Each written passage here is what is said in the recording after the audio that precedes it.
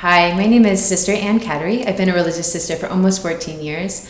I grew up in the Washington, D.C. area in a big, beautiful Catholic family and started to feel the callings to religious life at a young age.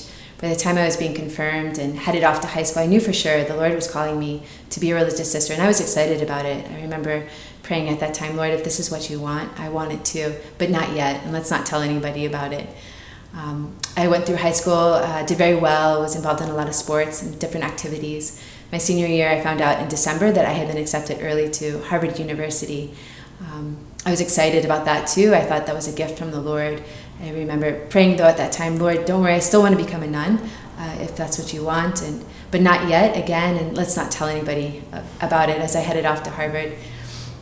But senior year, in the middle of the year, the Lord again showed me clearly He was calling me to this way of life. And with great joy and a new freedom, I remember telling my parents and some of my sisters about that. But the first person I went to for help was my campus minister, and unfortunately the conversation was very difficult. The first thing she said, well, nobody's doing that anymore. You should really consider something else. And then she went on to question my motives, why I felt called. From that conversation, I really lost an attraction to religious life. I became very scared. I thought, if that's what my campus minister is saying about me, what would other people think? So I stopped asking the Lord what He wanted of my heart. I graduated and moved back to DC and started working with the poor, which I loved, on behalf of the church. 1 year became 2, became 4, became very busy doing things for the Lord, but again, afraid to ask the question, Lord, what have you made my heart for? At the same time, I was studying JP2's Theology of the Body and realizing that I desired, like most women, a spousal relationship, and I didn't understand religious life to be a spousal call. I thought that could only come through marriage, and so as I was dating a wonderful young man, when he proposed to me, I said yes. I thought this was the only thing that could really make me happy.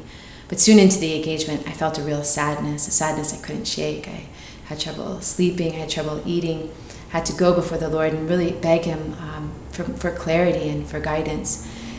I remember praying with the scripture of the rich young man and coming to see how much like him I was.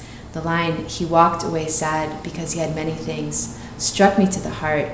I was walking away sad from this radical invitation to follow the Lord completely because I had many things, many beautiful things, my job at that point, my faith, my family, this wonderful young man, but things I was holding on to too tightly, and the Lord was asking me to let go. So by His grace, I ended that engagement. I remember that day praying the Divine Mercy Chaplet, which I had prayed already for many years. And when we end with, Jesus, I trust in you, it struck me I was saying those words now for the first time. Jesus, I trust you. I really trust you now. I know you made my heart for happiness. Show me what that is. And He slowly began to show me that the religious life is a call to a spousal vocation, a spousal relationship with the Lord.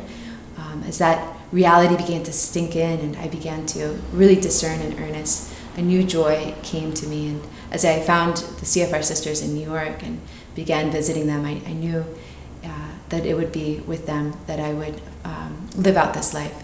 So with great joy, I entered now almost 14 years ago, and it's been a wonderful journey ever since.